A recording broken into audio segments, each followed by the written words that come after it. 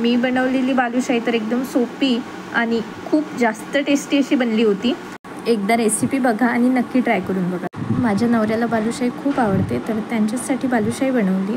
त्यासाठी मी एक छोटं कटोरं मैदा घेतला, चिमूटभर त्यात सोडा टाकला, 2 चमचे तूप आणि 2 चमचे दही टाकलं।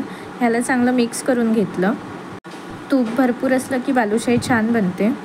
ह्याला चांगलं मिक्स करून घ्यायचं आहे आधी। त्यानंतर यामध्ये थोडं थोडं करून पाणी टाकलं आणि त्याला मळून घेतलं चांगलं। पाणी एकाने जास्त टाकायचं नाही आहे, आपल्याला नरम नाही करायचं, त्याला थोडं कडकच राहू द्यायचं आहे। तर मी कडक असं भिजवून घेतलं ते। पाकाची तयारी करते। त्यासाठी त्यात छोट्या कटोऱ्याने 1 कटोरभर साखर घेतली आणि अर्ध कटोरं पाणी टाकलं।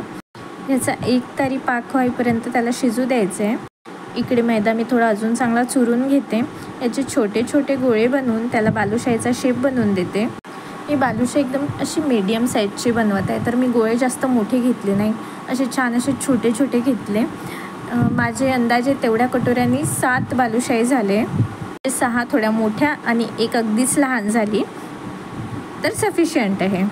ह्याचा हातावरच चांगला गोळा बनवून घेते, त्याला थोडं दाबून त्याच्यामध्ये एक चांगलं छिद्र करून द्यायचं। असेच मी सर्व बालुशाही बनवून घेतल्या। बालुशाही बनवणं खूप असं काही किचकट काम नाही आहे, अगदी सहज सोप्या रीतीने होऊन जातं। ज्याला पाक नाही बनवता येत त्याच्यासाठी पण काही टेन्शन नाही आहे, कारण आपल्याला एकच तार पाक बनवायचा आहे, त्याच्यामुळे पाक पण इझिली होऊन जातं आणि जास्त काहीच करायचं नाही आहे। आणि महत्त्वाचं म्हणजे खूप जास्त असा वेळ पण लागत नाही, अगदी सहज आणि पटकन होऊन जाते। आणि बालुशाही म्हणजे सर्वांच्या आवडीचा पदार्थ। तर इथे बघू शकता मी सर्व गोळे बनवून घेतले आहे। गोळे म्हणजे सर्व याची मी बालुशाही बनवून घेतली आहे, चांगला शेप दिला आहे मी त्याला। एका एवढी चोपडी अशी बनवायची नसते।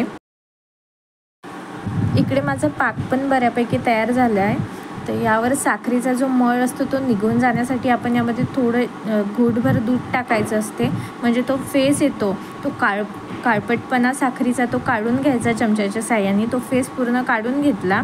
यामध्ये मी थोडा केशरी रंग टाकला आहे आणि सोबतच थोडं विलायची पावडर टाकलं। ह्याला मिक्स करून घेते। पाक माझा तयार आहे। आता मी इकडे बालुशाही तळून घेते। बालुशाही तळून घेताना गॅस जास्त मोठा करायचा नाही आहे किंवा तेल अगदी जास्त तापलेलं घ्यायचं नाही आहे, एकदम तेल पण मीडियम घ्यायचं आहे आणि गॅस पण मीडियमच ठेवायचा आहे, एकदम लहान पण नाही तर एकदम जास्त मोठा पण नाही, मीडियम गॅसवर। माझ्या तेलामध्ये सर्व 7च्या 7 बालुशाही मावून गेले तर मी टाकून दिल्या, कारण ह्याला शिजायला वेळ लागतो। आपण याला हळू गॅसवरच शिजवून घेतलं, दोन्ही साईडने याला चांगलं शिजू द्यायचं आहे। माझ्या बऱ्यापैकी एका साईडने शिजल्या, मी पलटवून घेतलं, अजून दुसऱ्या साईडनी त्यांना शिजू दिलं चांगलं। पुन्हा या साईडने शिजल्यासारख्या वाटल्या थोड्याशा, पुन्हा एकदा यांना पलटून घेऊन दुसऱ्या साईडने पुन्हा एकदा शिजू द्यायचं आहे।